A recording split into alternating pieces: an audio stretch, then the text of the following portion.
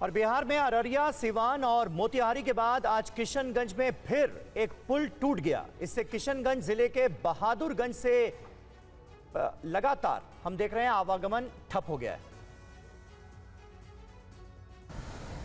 बारिश का मौसम शुरू होने के साथ ही बिहार में पुलों के गिरने का सिलसिला भी लगातार जारी है। ताजा मामला किशनगंज जिले से सामने आया है। यहां कनकई नदी पर बना पुल पानी का दबाव नहीं झेल पाया और पुल का एक पिलर नदी के तेज बहाव के कारण करीब 1.5 फीट नीचे धंस गया।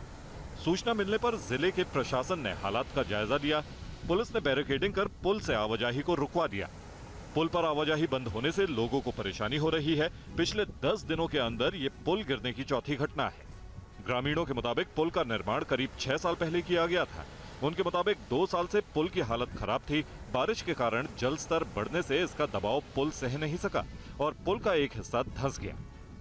18 जून को अररिया में एक पुल उद्घाटन से पहले ही ध्वस्त हो गया था। 22 जून को सीवान के महाराजगंज में भी ऐसा ही हादसा हुआ और एक छोटा पुल गंडक नदी में समा गया था। इसके बाद 23 जून को पश्चिम चंपारण जिले में प्रधानमंत्री ग्राम सड़क योजना के तहत बनाए जा रहे एक निर्माणाधीन पुल का हिस्सा गिर गया था। खबर जयपुर से है। जयपुर में 600 से ज्यादा अवैध निर्माण तोड़े जा रहे हैं। आज दूसरे दिन भी घर और दुकान पर दिन भर बुलडोजर चलते रहे। जहां तक देखिए मलबा है।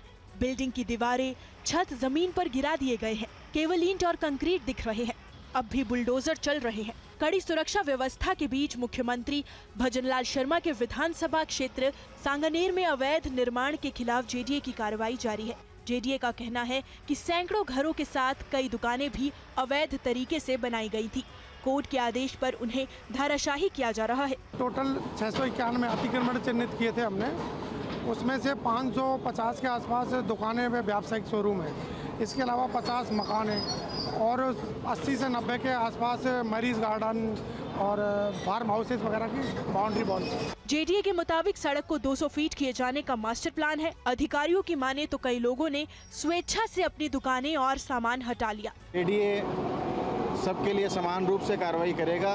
1 इंच भी अगर किसी ने जमीन दबा रखी है, एनक्रोचमेंट में आ रहा है, तो उनके खिलाफ कार्रवाई की जाएगी। लोग अपना अतिक्रमण मानते हुए खुद ही लोगों ने उसको हटाया भी है और सामान भी खाली किया है। और एक बड़ी खबर है। पूर्व इसरो वैज्ञानिक नंबी नारायणन से जुड़ी एक बड़ी जानकारी। 5 पुलिस अफसरों के खिलाफ सीबीआई की चार्जशीट।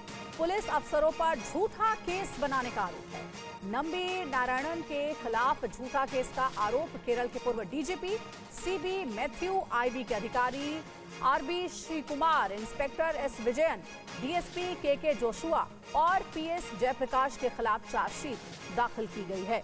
जितेंद्र शर्मा ज्यादा जानकारी देंगे। जितेंद्र, इस खबर पर क्या अपडेट? जी बिल्कुल, देखिए साल 2021 में सुप्रीम कोर्ट के आदेश के बाद सीबीआई ने इस केस की जांच अपने हाथों में ली थी।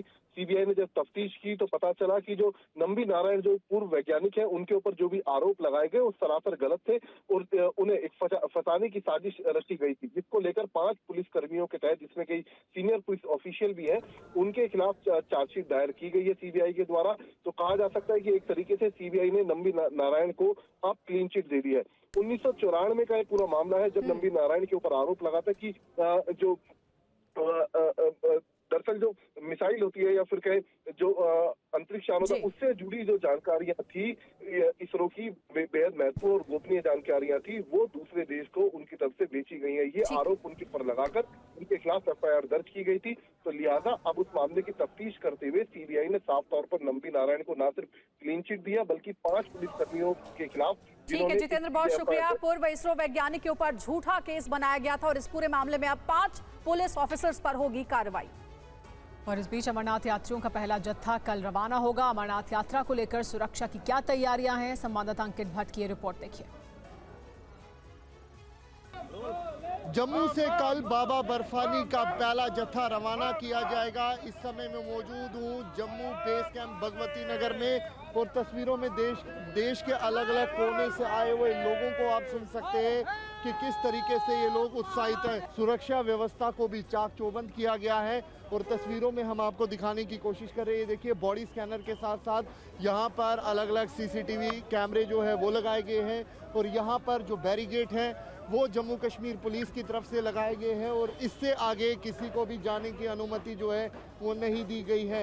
ये बाबा बर्फानी का पहला बेस कैंप जम्मू में है और तस्वीरों में आप देख सकते हैं कि किस तरीके से सुरक्षा के पुख्ता इंतजाम जो है वो यहाँ पर किए गए हैं और लगातार जो यात्री है वो यहाँ पर आ रहे हैं और कल पहला जत्था सुबह 4 बजे यहाँ से रवाना किया जाएगा। और अमरनाथ यात्रा की सुरक्षा को लेकर हमारे संवाददाता ने कश्मीर के आईजी वी के भिर्दी से बात की। सुनिए यात्रा की सुरक्षा को लेकर उनका प्लान क्या है। इस साल जो अमरनाथ यात्रा के डिस्ट्रिक्ट्स हैं, काफ़ी कश्मीर वैली के काफ़ी डिस्ट्रिक्ट इसमें इन्वॉल्व रहते हैं और इसी संदर्भ में हम लोगों ने काफ़ी इलेबोरेट सिक्योरिटी अरेंजमेंट्स करे हैं। ये security arrangement Jammu Kashmir police और इसके साथ साथ जो है सेंट्रल आर्म पुलिस फोर्सेस की टुकड़ियां जो एडिशनल यहाँ पे तैनात हुई हैं उनके साथ मिलके किया जा रहा है और इसी में ये बड़ा मल्टीलेटरल जो है मल्टी प्रोंग्ड स्ट्रेटजी हमने सुरक्षा की इस साल अपनाई है ताकि हम लोग जो हैं आने वाले यात्रियों को काफ़ी सुरक्षित एनवायरनमेंट प्रोवाइड कर सकें। तो सर यहाँ पे इस बार देखा गया कि एक इलॉबरेटेड सिक्योरिटी ड्रिल देखा गया, विशेषकर अगर हम कहें एंटी मिलिटेंट ऑपरेशंस का ड्रिल देखा गया, वो भी तब जब अमरनाथ यात्रा की जा रही है, शुरू हो रही है।